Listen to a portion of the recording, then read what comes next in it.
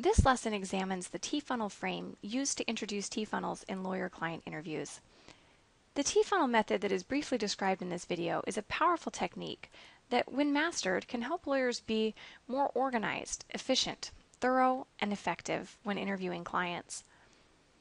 The effective use of this method in practice draws upon the roadmap, narrative, signpost, focus, and transition framing methods covered in other CALI framing lessons.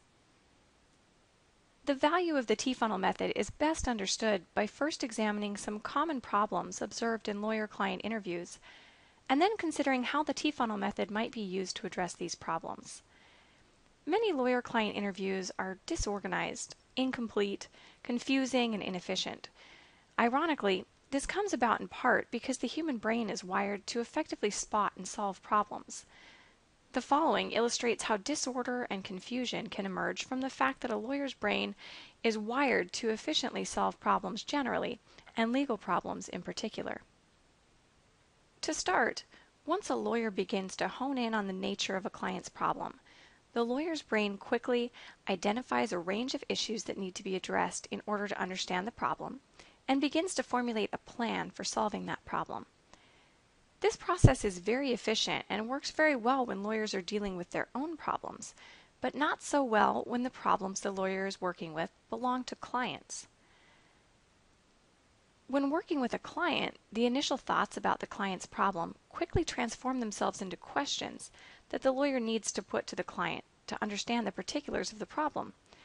As a result, what follows is a seemingly random, associatively driven dialogue between the lawyer and client, in which the lawyer peppers the client with these questions as they come to mind. Important topics can be missed and others inadequately addressed because of the associative, meandering nature of the dialogue. Clients can become lost in the process. The T-funnel method of gathering information from clients helps lawyers to counter these tendencies and to bring order and thoroughness to lawyer-client interviews. The T-funnel method encourages the lawyer to organize the interview into topics rather than around specific questions, and then to thoroughly explore each topic before moving to the next topic. Further, the method focuses the interviewer on obtaining an initial narrative statement from the client before asking closed questions to obtain details of specific interest to the lawyer. It encourages lawyers to fully explore a topic before moving to the next topic.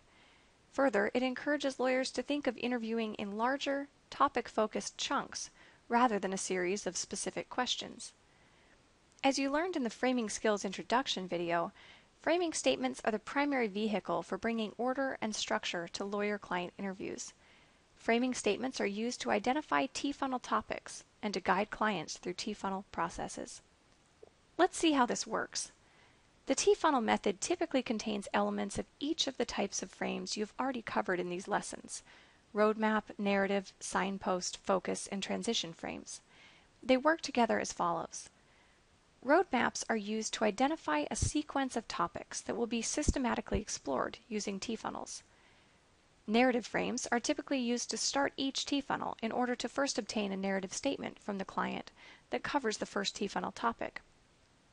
In this context, we refer to these frames as T-funnel frames, since they have slightly different elements and are used over and over again to start each successive T-funnel in an interview. Signpost frames are used to remind the client of the T-funnel topic from time to time, to help the client stay oriented within discussion. Focus frames are used to guide the client back to the current T-funnel topic if the discussion has wandered to other topics. Finally, transition frames are used to help the client to understand that the current T-funnel topic has concluded and that the discussion is moving to the next T-funnel topic. Since these frames have all been covered in other lessons, the remainder of this lesson will focus on the T-funnel frame used to start T-funnel processes.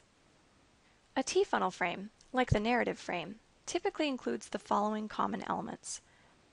It identifies the topic of the T-funnel, communicates the lawyer's desire to fully explore the T-funnel topic with the client, encourages an initial narrative statement by the client on the T-funnel topic, and ends with some form of open question on the target topic to invite the client's response.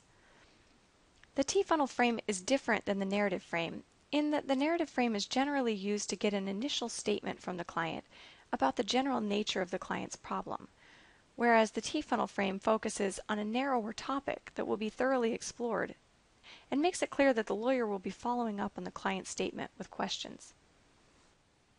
Let's look at an example of how this might work. We will assume that the lawyer has a good basic understanding of the client's problem from a narrative the client provided. Now, the lawyer wants to get into the detailed fact-gathering portion of the interview. The first step the lawyer will take will be to use a transition frame to signal a change of topic, and then provide the client with a roadmap frame. You already learned how to do this in the lesson on roadmap frames, but we'll include a roadmap frame in our example so you can see how they fit together. Once the lawyer has roadmapped the T-funnel topics, the lawyer will use a T-funnel frame to introduce the first topic and obtain an initial narrative statement from the client about the topic. Listen to the lawyer's T-funnel frame and notice the annotations which guide you through exactly what the lawyer does in this example. Unless you have more you can tell me about your general situation, it will help to determine whether bankruptcy is the best option for you if we discuss a few things in more detail. First, we'll look at your assets. Next, we'll consider your outstanding debts. And finally, we'll discuss your employment situation. At that point, we'll be in a good position to consider what course of action would best meet your needs. Let's start by talking about the assets you have. It will help if I know as much as possible about the value of things you currently own in order to determine how they may be affected if you file for bankruptcy. Can you tell me about your assets?